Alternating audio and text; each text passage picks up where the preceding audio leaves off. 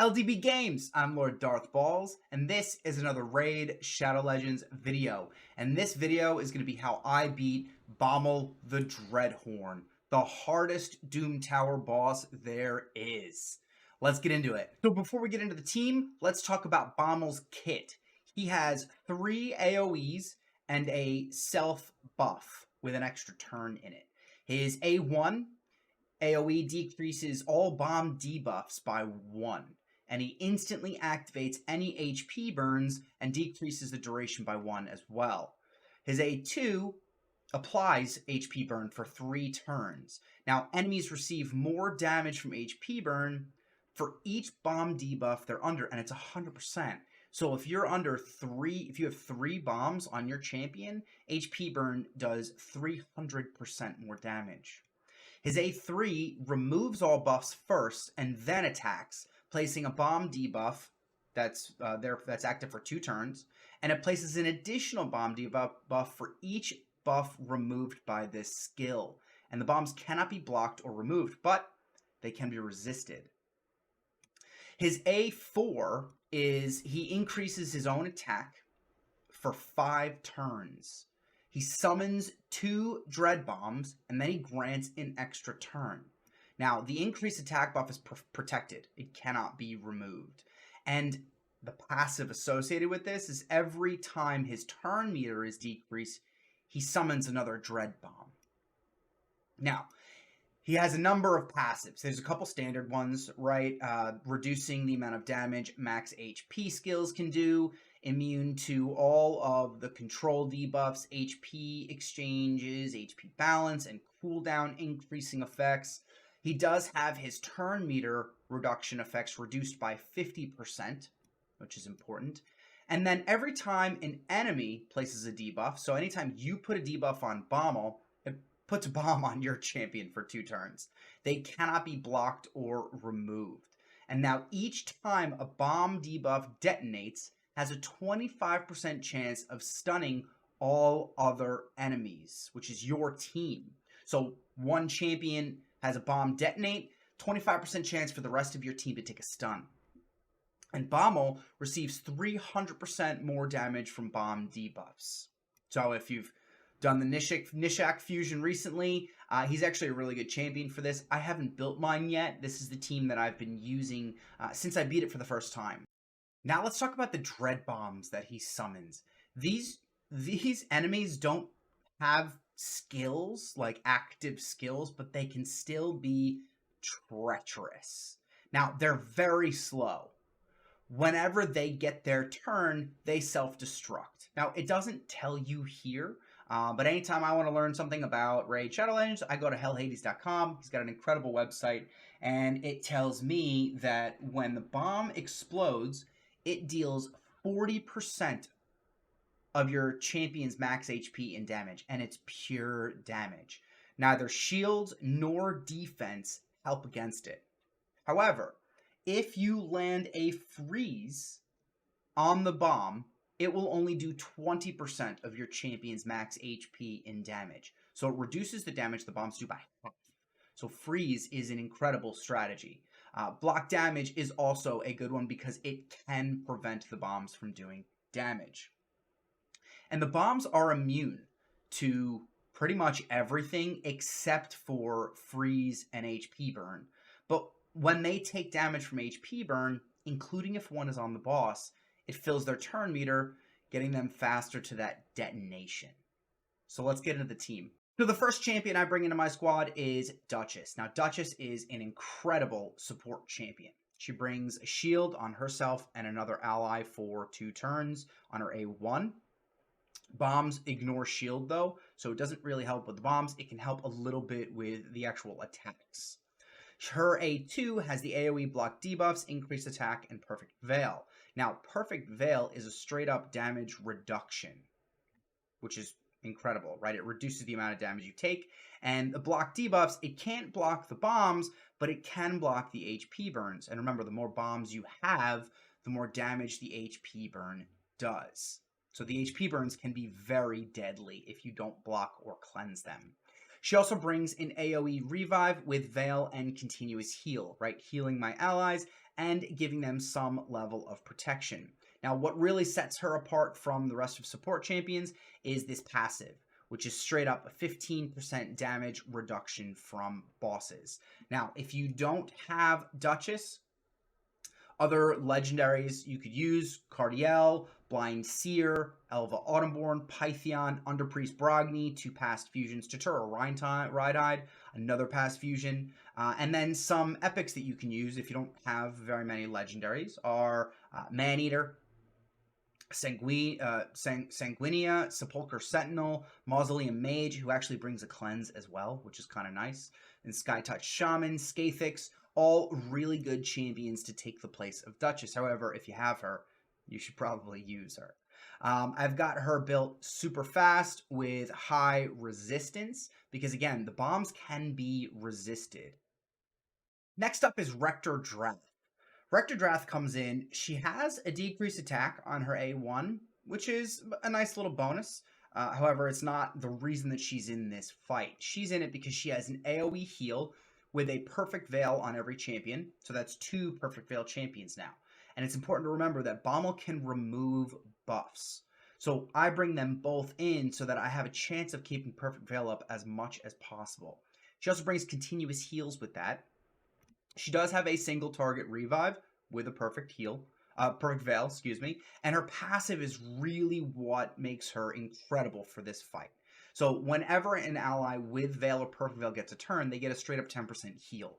So as long as you have Veils and Perfect Veils out, your team is just getting heals every turn.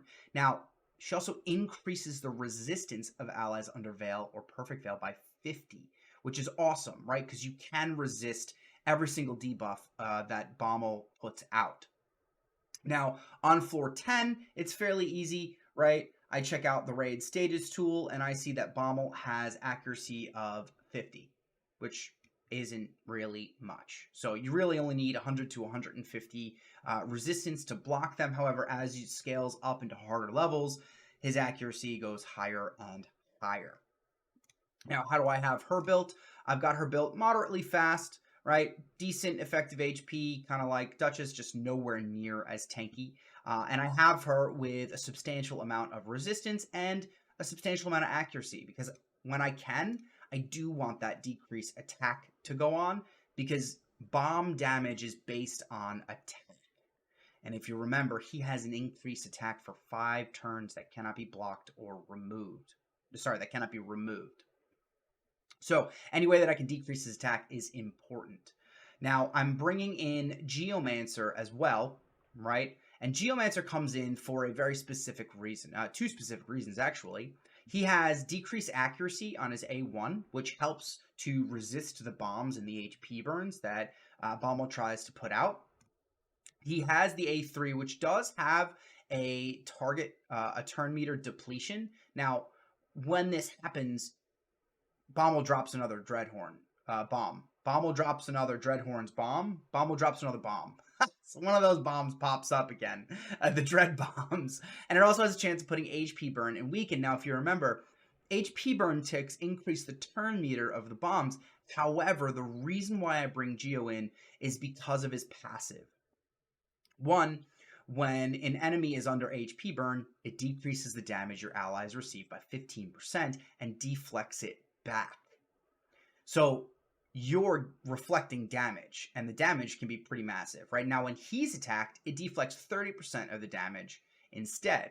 And when he deflects the damage on each enemy hit, has a 30% chance of dealing additional damage equal to 3% of the target's max HP. So as you get to the higher levels of Bomma, that damage gets larger and larger. So this one, I actually have 2 Geomancers built, and I've been playing with them back and forth, and they have different effects on different levels of Bommal, right? This one I built for Iron Twins. So he's got a truckload of accuracy over here, running moderately fast and some halfway decent effective HP. The other one I actually run in one of my clan boss teams. Not as much effective HP, in and around the same speed, nowhere near as much accuracy, but he's got 100% crit rate with some crit damage. So he can actually like hit and do some damage with his hits. it's still, the jury's still out which one's better. They seem to be interchangeable, but this run isn't a fast run, and a lot of it is RNG based. Now, if you remember, the Dread Bombs are immune to everything except for freeze and HP burn, right? Geo's got an HP burn on a single target, so I'm not putting HP burn on the bombs. But that's where Luria comes in, because Luria has a 75% chance of a freeze on an AoE. The block revive is irrelevant, because what this freeze does, if you remember from his kit, it reduces the damage the Dread Bombs do by half, making it only 20% of your champion's max HP, which is incredible, right? These bombs can wreck your team very, very quickly. She also brings the block buffs, which can be very useful, because even though you can't remove the increased attack, if you get it on before he buffs himself, this will prevent the increased attack from going up, which reduces the overall bomb damage that you'll take. And she does have a couple utility debuffs on her A1, decreased defense, heal reduction, speed, all useful debuffs. Now, the good thing is she's only placing one, right? If she placed all three, that could get kind of dangerous, because she'll take 3 bombs. Remember, anytime you put a debuff on Bommal, he gives you a bomb. It's just unfortunate. But you do need debuffs to get through this fight. How do I have her built? I have her built with enough accuracy to land her debuffs. She's running moderately fast. I did put her with 100% crit rate, try and squeak out a little extra damage on that. With, I mean, not really much, but she's, got a little bit of, she's a little squishy. I'll be honest. She's a little squishy. And then the real star of this show is Vogoth. Now, Vogoth is one of the best healers in this game. And it's because of, he has 2 passives. He's got 2 skills and 2 passives, right? His A1 has a chance of increasing the duration of random debuffs, which can actually be pretty useful if you do build him with accuracy.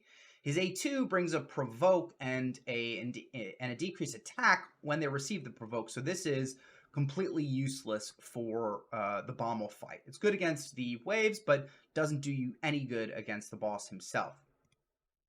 His second passive is has a chance of putting a leech on the attacker when he's attacked. This doesn't matter against the bomb, but leech is nice because you can get some extra healing, right? Any champion that's built with 100% crit rate will get that much more healing when they do damage to the bomb, to Bommal. But here is the real, the gem of his kit, right? Whenever he's attacked, heals all allies by 50% of the damage received. Now that includes the Dread Bombs. It's only 25% when it's boss attacks, but the real damage dealers in this fight are the Dread Bombs. So he comes in an incredible healing capacity to keep your team alive. Now, I actually have him built in a curing set. This is the only champion I've ever built in curing, because it's a 20% bonus heal, which takes that passive and makes it that much better. So I have him built with a substantial amount of HP, right? Because the more HP he has, the more damage he potentially takes from the Dread Bombs, meaning the more heals he can do for your team. I have him built very slow because, honestly, I don't really care about his attacks. The debuff increase on the A1 is useful, but not really what he's here for. And then I do have him built with accuracy so that when he does attack with his A1, he can increase some debuffs, and so that leech gets put out on Bommal to help me keep my team alive. So I went through some alternatives to Duchess. However, freeze champions are not really built as often as Plarium seems to think. They really only have a couple niche uses in this game. However, Yakarl is a free champion from the clan shop, right? And he has a 75% chance of placing a freeze, with it bumping to 100% against targets with 75% or more. And it even can't be resisted by that, which is pretty awesome. In terms of other legendaries, there is Ray. Ray comes in. She is a very powerful champion with all AoEs. And she has a 50% chance of a freeze on her A3. There is also Gurga. Gurga, I don't have Gurga, but he is Yeah, he's also got an 80% chance of putting freeze debuffs on all enemies for 1 turn, and then gets an extra turn. And he does extra hits with freeze, but you don't do damage to the bombs. You just want to freeze them.